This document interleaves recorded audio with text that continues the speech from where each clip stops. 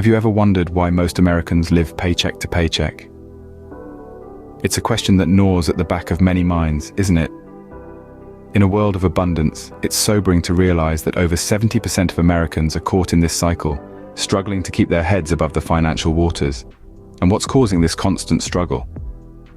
Four main culprits: taxes, inflation, big business, and debt. Each plays a significant role in keeping the majority of us in a financial bind. But imagine for a moment conquering these four financial dragons.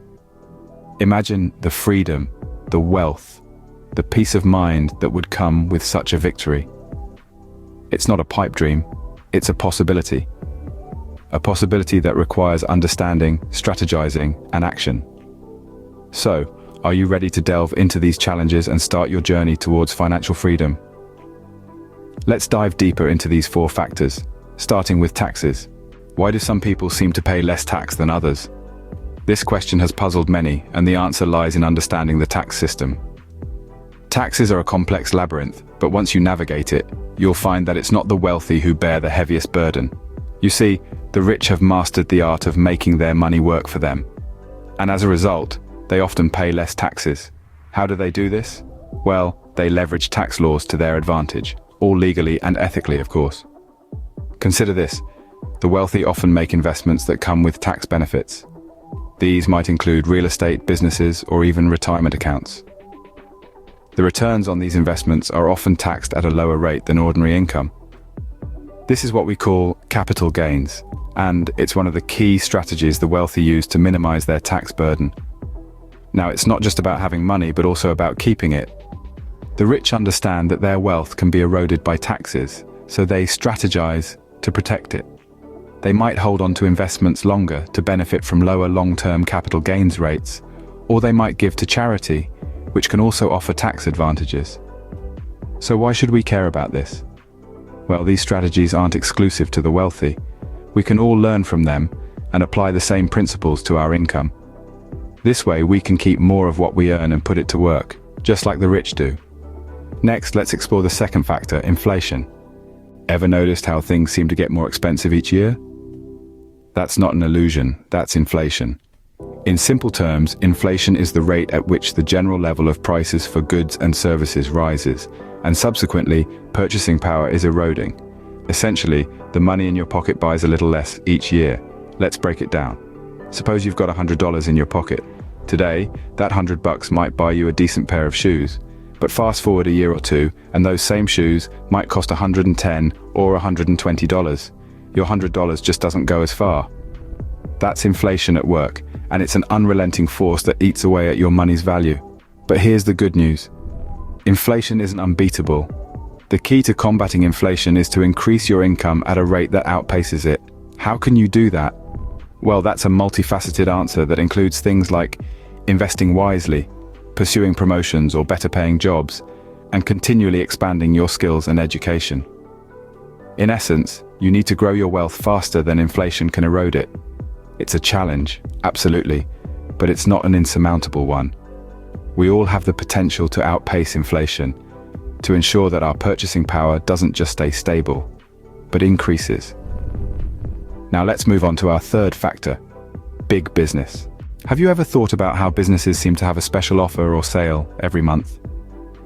Picture this, a calendar, each month marked with a different holiday or event. From New Year's Day sales to Black Friday bargains, big businesses have perfected the art of turning every occasion into an opportunity for you to part with your hard-earned money. Now, there's nothing inherently wrong with this. Businesses exist to make a profit, and there's nothing wrong with treating yourself or your loved ones. But it's important to understand that these businesses are designed to get every dollar from consumers. They employ smart marketing tactics to make you feel like you're getting a deal, when in fact, you're spending money you might not have spent otherwise. Every holiday, every sale, every limited time offer is a carefully calculated move to encourage spending. And it's not just holidays. Have you ever noticed how products are strategically placed in stores? The most expensive items are usually at eye level, while cheaper alternatives are harder to spot. It's another clever strategy to make you spend more. So what can you do? First, be mindful of your spending habits. Don't let a sale or special offer trick you into buying something you don't need or can't afford. And remember, There's a difference between saving money on a purchase and saving money by not making a purchase at all. Finally, let's tackle the last factor, debt. What if I told you not all debt is bad? It's a statement that may surprise you considering the popular narrative around debt. But here's the catch. Not all debt is created equal. There's good debt and there's bad debt. It's the latter that keeps most of us from investing and building wealth. Bad debt is the kind that doesn't contribute to your financial growth. It's the high-interest credit card debt, the payday loans that trap you in a cycle of borrowing. This is the type of debt that rapidly accumulates, feeding on itself through a concept we call compound interest. Compound interest is a double-edged sword. It's the process where the interest on your debt or investment grows exponentially over time because it's calculated based not just on the initial amount you borrowed or invested, but also on the accumulated interest from previous periods. On the flip side, good debt is the kind that can potentially generate income or increase in value over time, such as a mortgage for a home that appreciates in value, or a student loan for an education that increases earning potential. Understanding the concept of compound interest and how it works is crucial. It can make you a victim if it's working against you in the form of high-interest debt.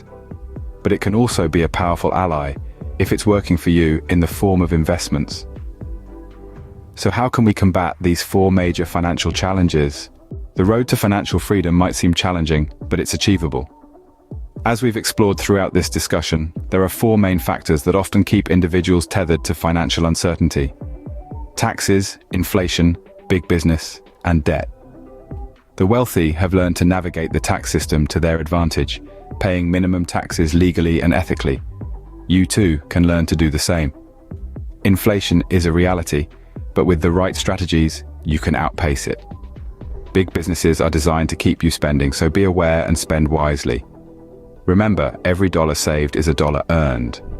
Debt, if not managed properly, can become a hindrance to your financial growth. Understand compound interest and use it to your benefit, not your detriment. Everyday actions, such as budgeting, investing wisely, and continuous learning about financial management can help you combat these challenges. Remember, financial freedom isn't an overnight success, it's a journey. Start yours today.